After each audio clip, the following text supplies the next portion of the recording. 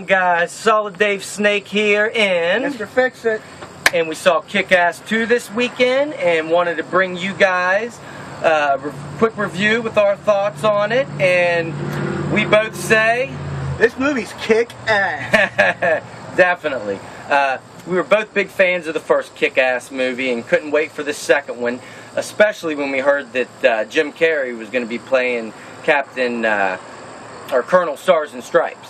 And if you don't know, Kick-Ass is based off of a comic book, graphic novel, and it's one of those movies that you rarely see brought from a comic book that is a direct adaptation from the graphic novel. I think maybe one of the only other ones that I can think of that was a direct adaptation was 300. That was straight page for page what it was in the comics as well. So I don't know. How do you feel about movies that do this? Do you like it better, the direct adaptation, or do you like it better when they kind of do their own thing? Well, I mean, I do like it. The graphic novel, straight to the silver screen. I mean, I'm a fan, so I mean, I've already read the book. I mean, I know what's coming. I mean, it'd be nice if they do have a few surprises in there, but as a fan, I like it page for page. Yeah, me too. That's the only bad thing about direct adaptations is you're not really going to get any surprises. If you read the book, you know what's going to happen.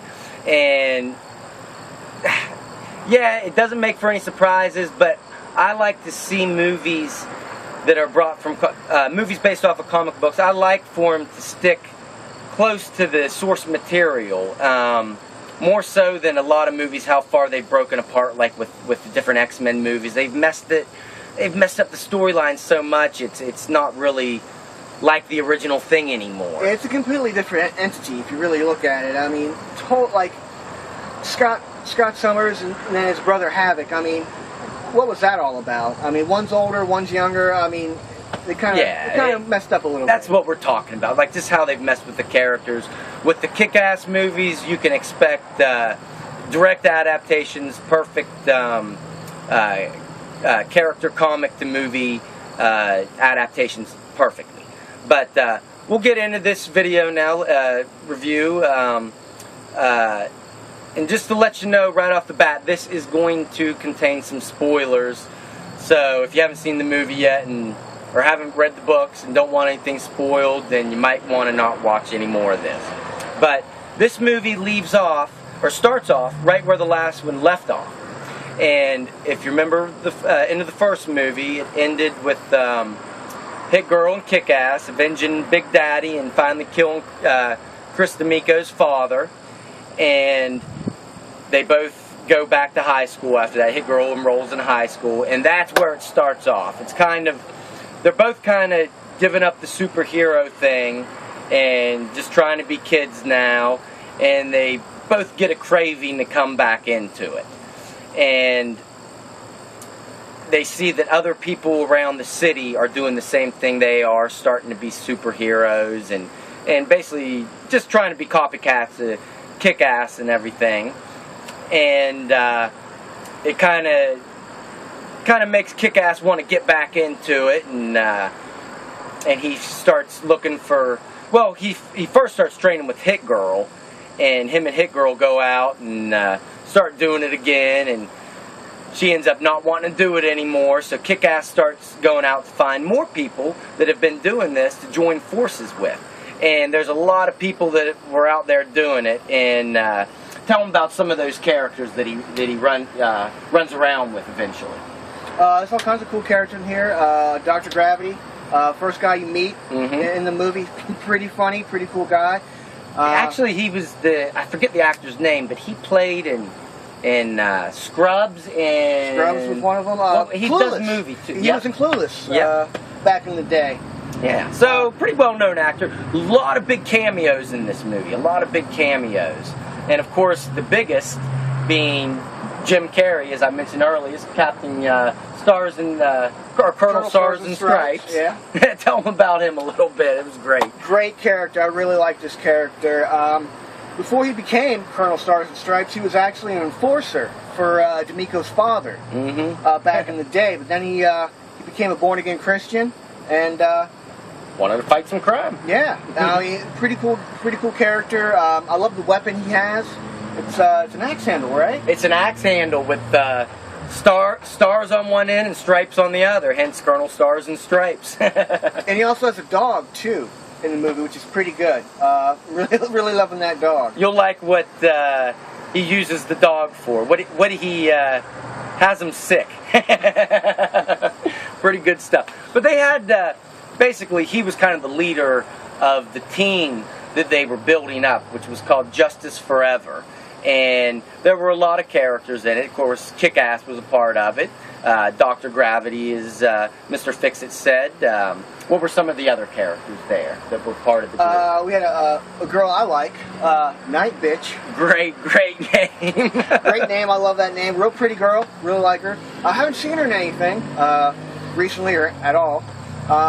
There were a couple other characters in there. Battle Guy, that was Kick-Ass's best friend. Yeah, his friend in the first movie, in this one too. There was some gay guy, I can't forget the character's name. Can't remember their names. But he had some cool weapons. Yeah, it's pretty cool batons in that one.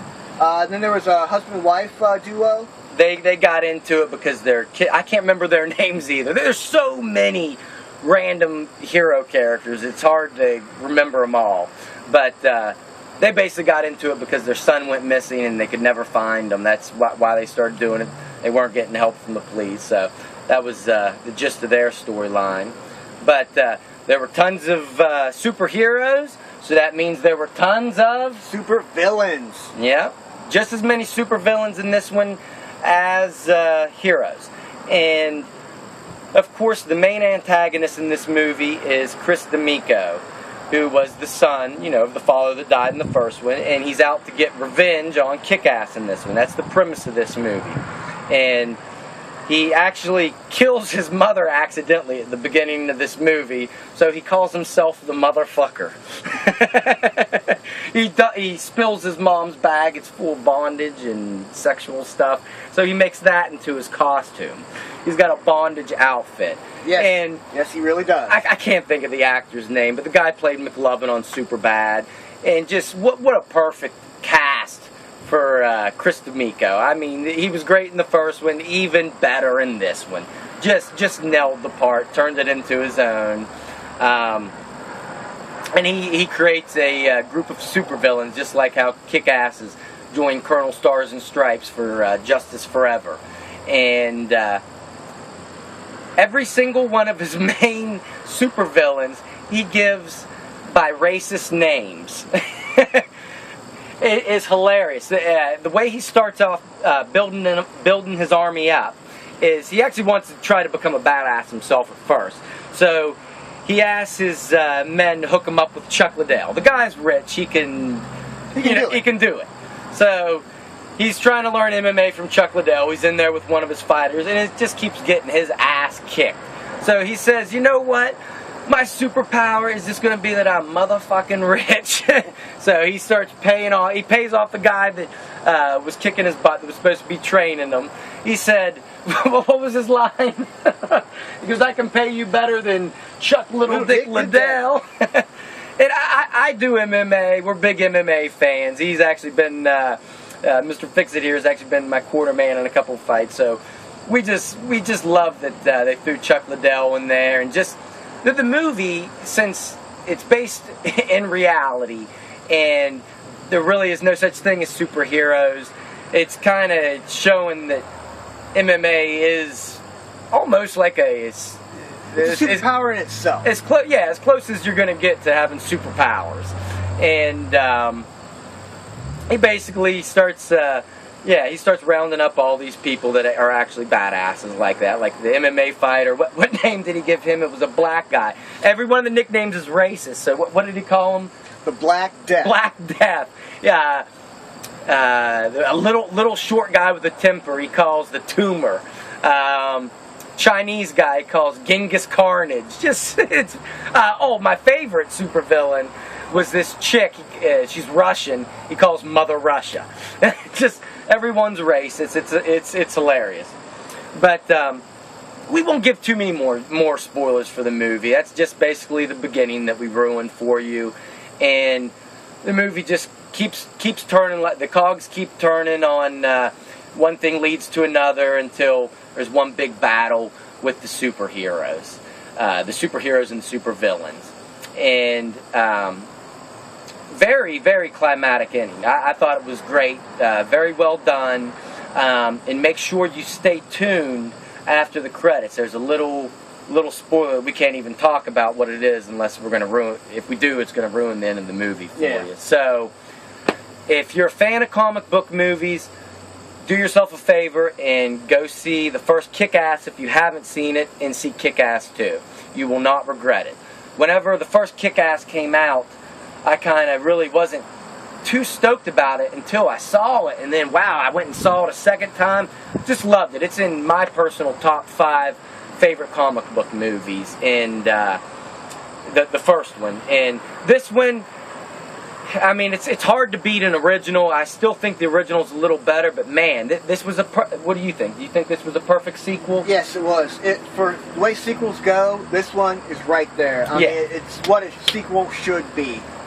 I almost would give the first movie a 9.5, if not a 10 out of 10. And this one's just right behind it. I'm going to give this movie, I'll give it an 8.5. What are you going to give it, Mr. Fixit? I'm going to give it a 9.5. There you go. So, right there. It's up there. Go see it. Kick-Ass 2. Kicked ass.